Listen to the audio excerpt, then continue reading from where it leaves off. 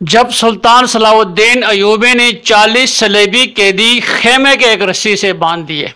एक मुसलमान मुअर्रिख इस अमर को बतौर अजीब वाक़या बयान करते हुए जिहादी अजमत के हक़ाइक़ का इंकशाफ करते हुए लिखता है कि ईसाई सवार सर तपांव लोहे से ढके हुए थे और इनके जिस्म पर नेज़ा और तलवार से जख्म लगाना मुश्किल होता था, इसलिए पहले घोड़े को कत्ल करके सवार को ज़मीन पर गिराना पड़ता था और फिर इसको मारा जाता था। इस सबब से बेशुमार माल गनीमत में कोई घोड़ा मुसलमानों के हाथ ना आया।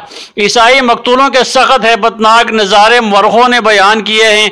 इनकी सफ़ें की सफ़ें कटी पड़ी थी और जिधर नजर जाती थी इस तरह ईसाई की तादाद भी अजीम थी। एक एक रस्सी में 30-30, 40-40 ईसाई बांध दिए गए और 100 और 200 कैदियों को एक जगह बंद किया गया, जिन पर एक ही मुसलमान मुहाफ़िज था। एक शख्स अपना चश्मदीद वाक़या बयान करता है कि एक मुसलमान सिपाही अकेला 40 ईसाई कैदियों को खेमा की रस्सी से बांध कर हाँकता हुआ जा रहा था। दमिश्क में 3 दीनार को एक एक ईसाई कैदी फरोख्त हुआ और एक सिपाही ने, जिसके पास जूता ना था, अपने हिस्से के एक ईसाई कैदी को एक मोची के हाथ जूते के बदले में फरोख्त किया। माल गनीमत की तकसीम से हर एक गरीब सिपाही भी मालदार हो गया। गरज इस किस्म के हालात हैं जो बयान किए गए हैं, जिससे जाहिर होता है कि हतैन की शिकस्त ने ईसाइयों की ताकत को जड़ से उखेड़ दिया था और इससे ज़्यादा अबतरी और तबाही क्या हो सकती थी कि ईसाइयों की सलेब, ईसाइयों का बादशाह, हर एक ईसाई अमीर और नामवर शख्स मुसलमानों के हाथों में कैद हो गया था। अमरा और नामर वालिया ने मुल्क ईसाइयों में सिर्फ एक शख्स रेमंड साहब त्राबलस, जो फौज के पिछले हिस्से पर मुतय्यन था, मैदान जंग से एक जांग छुड़ा कर भाग सका, मगर मौत ने वहां भी इसका पीछा ना छोड़ा और त्राबलस में पहुंचकर दिलशकनी या ज़ातुल जन्नत के मर्ज में मर गया। सुल्तान सलाहुद्दीन अयूबी का खेमा नस्ब किया गया और अल्लाह ताला के इन नेमतों पर शाकर काबुल रशक हालत में खेमे में बैठा हुआ था। लोग इन कैदियों को और इनके रसवाए ज़माना बड़े बड़े ओहदेदारों को, जिनको गिरफ्तार करने में कामयाब हुए थे, बारी बारी सुल्तान के सामने ला रहे थे। इस फातिह सुल्तान ने सलीबियों के बादशाह यरूशलेम गाई और अलबरनस उरनात रेजिनाल्ड को अपने खेमे में तलब किया। बादशाह को एक तरफ बिठा दिया। इसकी हालत ये थी कि शिद्दत प्यास से जान बलब था, बस मर ही चाहता था। इसे थोड़ा सा ठंडा अर्के गुलाब पेश किया, जिसे इसने पिया और फिर बरनस उरनात को भी पिलाया। सलाहुद्दीन अयूबी ने तर्जमान से कहा कि इसे बतला दो कि तूने पानी पी लिया है, जबकि मैंने अभी तक मुंह से भी नहीं लगाया, क्योंकि ये मुसलमान जर्नेलों की शुरू से आदत चली आ रही है कि जब इनके कैदी गिरफ्तार करने वालों के सामने कुछ खा पी लेते हैं तो इन्हें दिल्ली सुकून मिल जाता है। जी हाँ, हिसाब की घड़ी आ पहुंचती थी, लेकिन किसका हिसाब?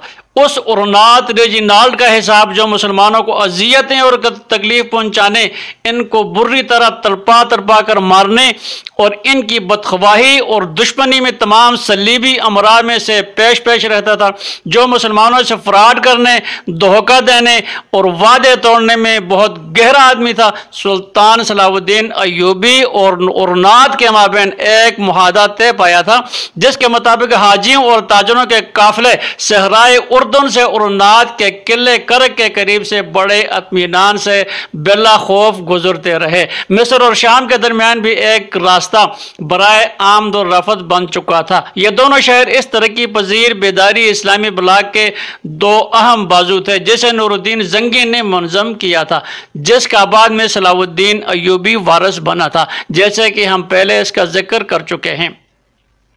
एक बार ऐसा हुआ कि एक बहुत बड़ा काफिला उम्दा सादो सामान लिए मिस्र से बजानब शाम रवां दवां था।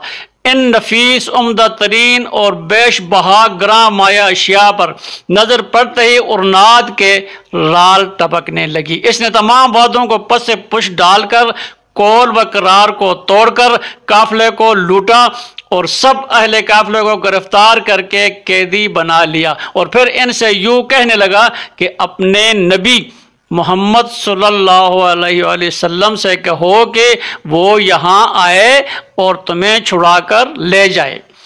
577 हिजरी के मुताबिक 1181 ईस्वी को मौसम गर्मा में और नात अपनी फौजों को लेकर निकला। बिलाद अरब में आगे बढ़ते बढ़ते शीमा के इलाके तक आ पहुंचा। मदीनतुल मुनव्वरा फिर मक्कतुल मुकरमा तक चढ़ाई करने की इसकी नीयत बन चुकी थी। इसके लिए वो पर तोल ही रहा था कि फरोख शाह सलाहुद्दीन के भतीजे ने, जो दमिश्क पर इनकी तरफ से कायम मकाम था, उर्दन पर हमला करने में फुर्ती से काम लिया, जिसकी वजह से उरनात अपने तख्त सल्तनत करक को बचाने के लिए वापस पलटने पर मजबूर हो गया। इसकी इन्हीं जुल्म व जोर पर मुबनी अफाल और वादों को तोड़कर करने वाली हरकतों की वजह से सलाहुद्दीन अय्यूबी ने कसम उठा रखी थी, अगर अल्लाह ताला ने इसे उरनात पर कामयाबी अता फरमाई तो वो इसे अपने हाथ से वासिले जहन्नम करेगा। अब जबकि हिसार का वक्त करीब आ पहुंचा था, अल्लाह ताला उरनात को जंगी कैदी की सूरत में सुल्तान सलाहुद्दीन के पास ला चुका था। तो सुल्तान सलाहुद्दीन इसे इसकी एक एक हरकत और करतूत याद दिलाने लगा। इसे कहने लगा, तूने कितनी बार कस्में उठाता रहा और कितनी ही बार इन्हें तोड़ता रहा। मैंने भी तुम्हारे मुतालिक 2 मरतबा कसम खाई थी। एक मरतबा जब तूने मक्का और मदीने के मुकद्दस शहरों पर कब्जा करने की कोशिश की थी, और दूसरी मरतबा इस वक्त तूने धोखे से हाजियों के काफिले पर हमला किया था और कहा था कि ये बकवास ना की थी कि अपने नबी मोहम्मद सल्लल्लाहु अलैहि वसल्लम से कहो कि तुम्हें छुड़ा कर ले जाए। हाँ, अब वो वक्त आ पहुंचा है कि मैं मोहम्मद सल्लल्लाहु अलैहि वसल्लम के लिए बदला ले रहा हूं। इसके बाद इसे इस्लाम कबूल करने की दावत दी, जिसे इसने ठुकरा दी। फिर इस वक्त सुल्तान नासिर सलाहुद्दीन ने एक तलवार नमा खंजर को दरमियान से पकड़कर इसे मारा। फिर इस सुल्तान के किसी साथी ने इस मलून का काम तमाम कर दिया। फिर इसे घसीटा गया।